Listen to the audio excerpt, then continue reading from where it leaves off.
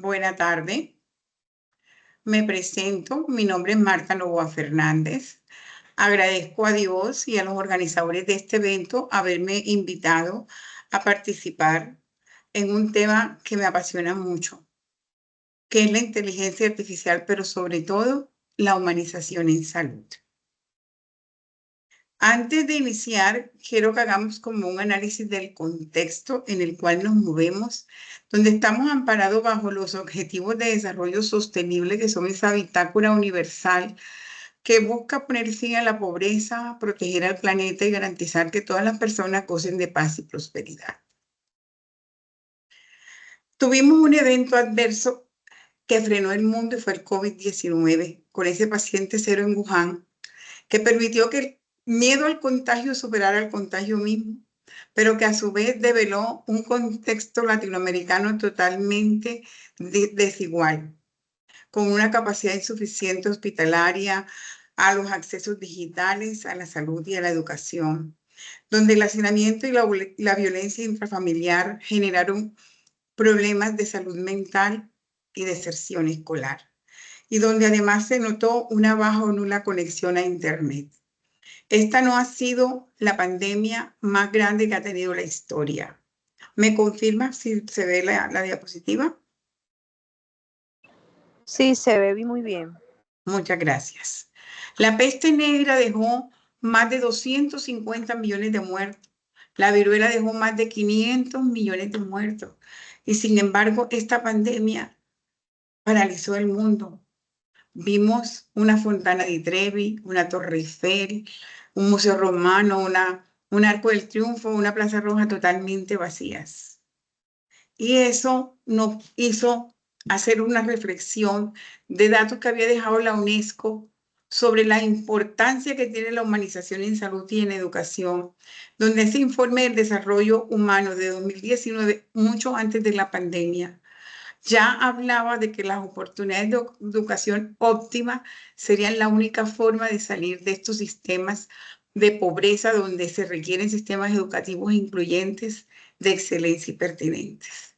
Esas estadísticas de la UNESCO muestran que hay más de 258 millones de menores desescolarizados, más de 617 millones de niños y adolescentes carentes de competencias básicas en lectura y matemáticas, y más de 3.1 millones de niños y niñas adolescentes que quedarán excluidos del sistema educativo. Post-COVID, según la UNESCO, esto aumentó los riesgos de deserción, de trabajo infantil y de abuso intrafamiliar y grandes problemáticas de salud mental. Los datos de la OMS no son menos alentadores. Se dice que cada 16 segundos se produce una muerte fetal, que las interrupciones por el COVID dejó más de 200.000 nuevas muertes fetales en un periodo de 12 meses. Los problemas de salud mental en todos los países se dispararon. Y el VIH sigue siendo todavía la gran problemática y el gran reto de esta humanidad. Según esos mismos datos de la OMS, además de todas esas problemáticas enumeradas, hay problemas todavía de malaria, del asma, y el COVID hizo, según las estadísticas, que se cancelaran aproximadamente en 510 hospitales de 60 países, más de 28.4 millones de cirugías electivas, con las consecuencias que esto trajo. Igualmente, eso representó casi un 78% de las cirugías programadas que fueron postergadas por causa del COVID. Entonces, eso nos plantea unos grandes retos en salud y educación en un mundo que está permeado por el 5G, por la realidad aumentada y por la inteligencia artificial, donde contamos con unos estudiantes del siglo XXI totalmente digitales, hiper mega conectados, manejando muchas herramientas digitales y de inteligencia artificial, que demandan igualmente que nosotros como profesores manejemos toda esta generación de inteligencias artificiales para poder ir a tono con esas exigencias de las APP y de todo el cúmulo de nuevas herramientas que día por día crece de manera exponencial. Igualmente, donde nosotros ejercemos nuestra función. Nuestro usuario de hoy es totalmente diferente, está muy informado, es más exigente, googlea todo lo que le prescriben o los diagnósticos, busca una atención interdisciplinar, quiere sentirse único, manejan grandes niveles de estrés, les gusta que los atiendan por rapidez en las citas, busca que tengamos buena tecnología, avances científicos, que haya comodidad, que la persona tenga conocimientos. Y estos profesionales del siglo XXI, hoy tenemos que formarlos y nosotros como formadores con unas competencias como docentes muy particulares en lo intelectual, en lo intrapersonal, en lo profesional y en lo social.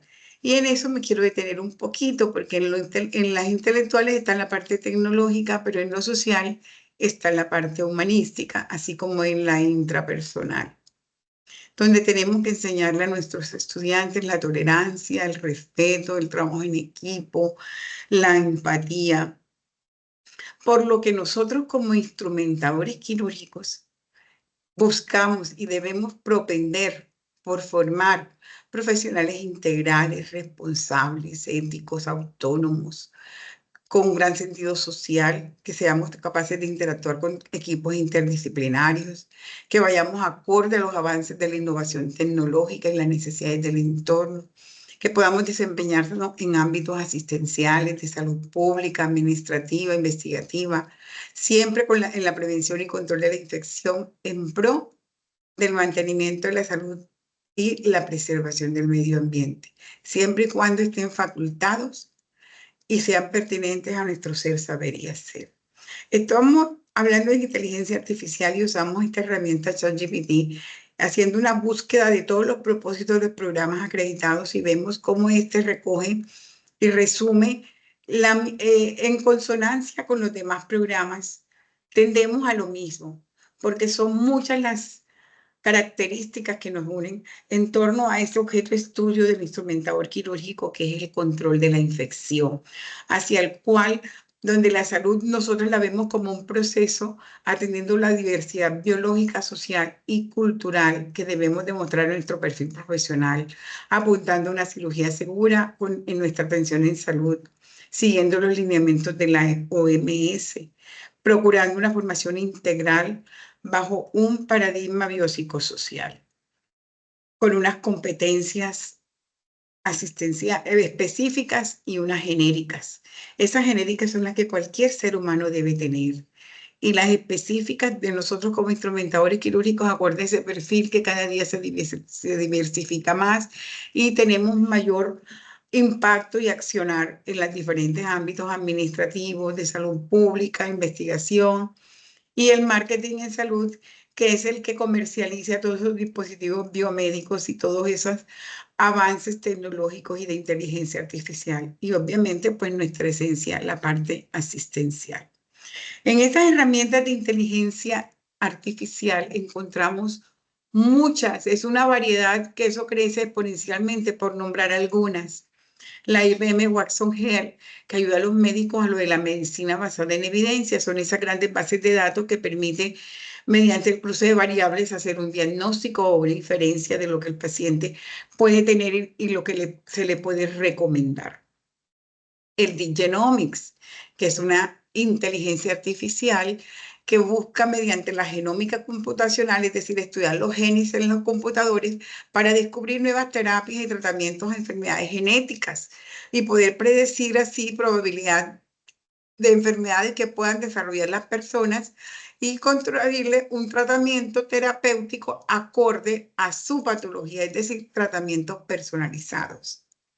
El Atomwise es otra inteligencia artificial que usa las técnicas de aprendizaje profundo para el descubrimiento de nuevas moléculas en terapias de enfermedades. Así como descubrimos las enfermedades con la genómica, con el Atomwise, la personalización de los tratamientos acorde a la genética y al comportamiento de las proteínas y las moléculas de cada ser humano, es decir, medicamentos personalizados. El Caretaker 4 proporciona la capacidad de medir la presión arterial de manera remota con un equipo muy sencillo que se le coloca en el dedo y las personas y familiares o cuidadores pueden de manera remota tener control del paciente que está en casa. Consideremos que la población va envejeciendo, la pirámide se ha invertida y cada vez hay mayor población adulta sola en casa. Entonces, esta es una herramienta que permite ese cuidado. El OLIP automatiza procesos administrativos de tareas repetitivas como la facturación, la programación de citas, el seguimiento a pacientes. Es una forma de ayuda para la parte administrativa. El Skin Vision utiliza el aprendizaje profundo donde analiza millones, trillones de imágenes y permite detectar un cáncer de piel tempranamente y derivar al paciente de manera oportuna al especialista para su evaluación.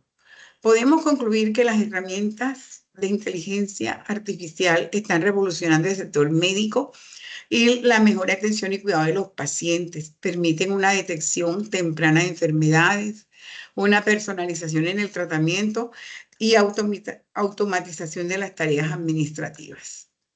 Así como el OLICOR, que es otra herramienta que permite monitorizar la actividad cardíaca y determinar si el paciente está teniendo un infarto o no, porque puede tomar un electrocardiograma in situ. Es un equipo que se maneja desde un smartwatch o a través de Alexa y la persona manda esos datos a la nube y se puede hacer una intervención oportuna en caso que el paciente esté sufriendo de un infarto. Eso es permitido gracias al 5G, que es la velocidad de la transmisión de los datos. Lo que se produce se transmite en forma casi real por nanosegundos de diferencia, lo que ha permitido que se hagan operaciones en remoto. De la primera operación que se tiene registro es realizada en 2001 por el doctor Jacques Marescaux, que operó en Nueva York a un paciente que se encontraba en Estrasburgo, que queda en Francia.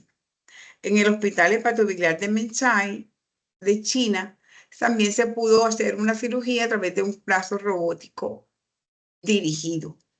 En el primer Congreso Médico del Mundo se realizó una endoscopia digestiva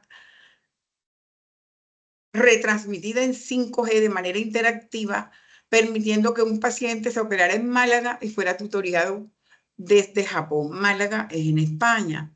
La realidad aumentada también es otra herramienta que permite que durante la operación se pueda mostrar desde la presión arterial, la velocidad cardíaca, el bisturí que se usa y que la persona que dirige y tutorea pueda pintar gráficamente como en una tablet o una pantalla las zonas por donde debe avanzar. Entonces vemos la confluencia del 5G en la velocidad de la realidad aumentada para poder mostrar esas imágenes en vivo y la inteligencia artificial que cruza información y da parámetros de información.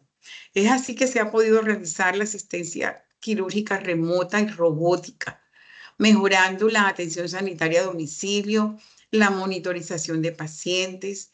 También se encuentra un pequeño microscopio que es una pill cap, como una cápsula que la persona toma y va haciendo cortes como si fuera una escanografía interna y va proyectando en una pantalla 4K para revelar con detalles las zonas donde se va a operar. Aquí les presento el Optimus, que es un quirófano inteligente, es el único en el mundo que combina las tecnologías como el Big Data, la iluminación inteligente y permite una reducción sustancial de infecciones, mayor eficiencia asistencial, disminución de costes quirúrgicos y un rendimiento mayor en el tratamiento. Pero como esto no todo es de tecnología y de inteligencia artificial, pues nos tenemos que centrar que en este mundo tecnológico tenemos que mantener esa humanización en salud y en educación que parte desde la aceptación de las características personales nuestras y la de los demás, del conocimiento propio, de una imagen positiva, de respetar las actitudes propias de los demás, de convertirnos en seres humanos asertivos, porque decía Wolfgang Goethe, lo peor que le puede suceder al ser humano es que llegue a pensar mal de sí mismo. Entonces tenemos que trabajar mucho en estas experiencias de humanización, puesto que los adelantos científicos y tecnológicos van a una velocidad vertiginosa que no conoce a veces límites y por eso se presentan tantos cuestionamientos éticos, porque el hombre comienza a pensar que puede derrotar a la enfermedad y a la muerte, y en ese afán no se fija límites y se comienza a sentir Dios. Y en este empeño va perdiendo la humanidad. Esa es una de las razones por las que nosotros como programa en la Universidad Simón Bolívar, en ese rescate de humanización y valores, hemos creado iniciativas como la Generación RHS, fundamentada en el respeto, la honestidad y la solidaridad, donde buscamos sensibilizar en la responsabilidad compartida del rescate de estos tres valores para la cotidianidad de nuestros congéneres. Porque como dice un proverbio alemán, ¿qué sentido tiene correr tanto cuando vamos en la carrera equivocada? Igualmente, en esta humanización generamos el paradigma de cara al paciente, donde rompemos esa costumbre atávica de que nosotros los instrumentadores arreglábamos mirando la pared, dándole la espalda al paciente como si estuviéramos protegiendo un burger.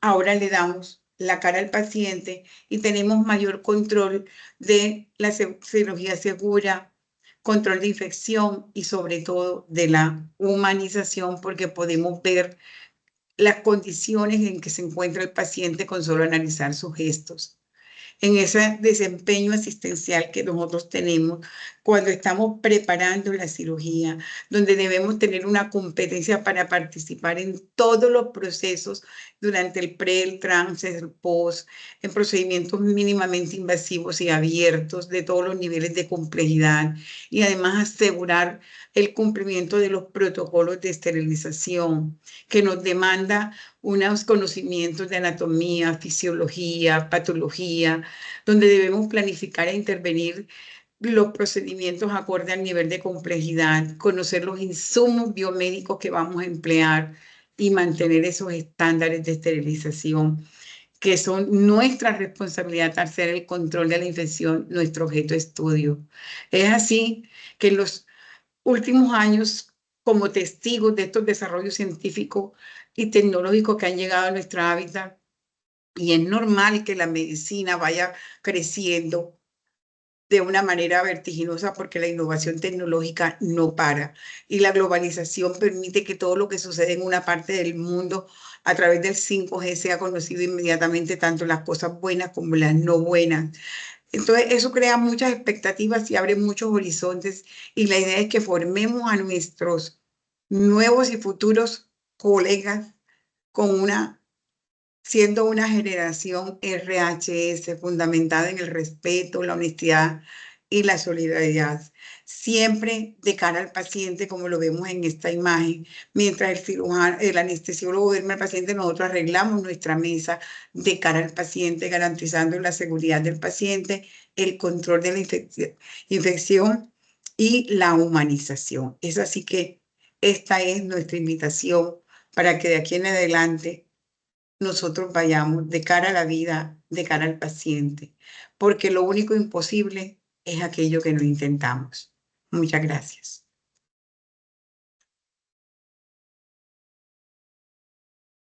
Si tienen alguna pregunta, por favor, me la hacen saber. Voy a detener la grabación y quedamos en vivo.